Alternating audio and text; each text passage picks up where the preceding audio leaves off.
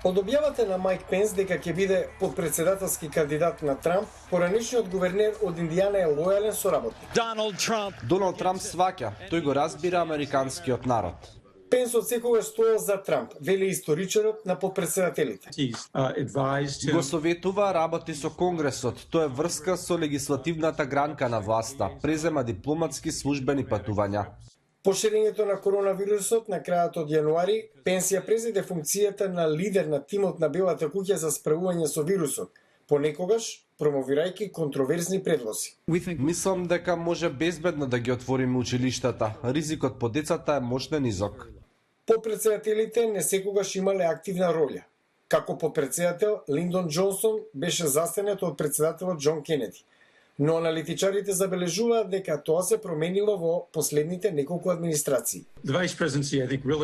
Подпредседателската улога на вистина се смени со администрацијата Картер Мондейл, каде подпредседателот стана сестран советник и коректор на грешките на председателот. И таа пракса продолжи со речиси сите председатели. Многу ми нагледаат на подпредседателот Дик Чейни како надвижечка сила на надворешната и политиката за национална безбедност на Џорџ Буш помладиот. Очигледно е дека Доналд Трамп не сакаше личност како Дик Чейни за подпредседател. Избирате подпредседател кому може да му префрлате одредени задачи.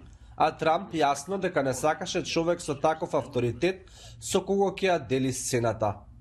Како евангелистички христијанин, Пенс му помогна на Трамп да го прошири влијанието врз религиозните конзервативци. Тој го поддржа Трамп за имиграционата политика и назначувањето конзервативци по судовите. Имаше цврст став спрема Русија, но во редок случај се дистанцираше од Трамп кога се спротивстави на кандидатот за сенатор од Алабама, Рој Мур, кој беше обвинет за сексуален престап. Аналитичарите наведуваат дека Пенс одиграл улога во повлекување на федералните трупи и покрај протестите во Портланд, откако локални официјални лица му предочиле дека нивното присуство само ги влошува работите.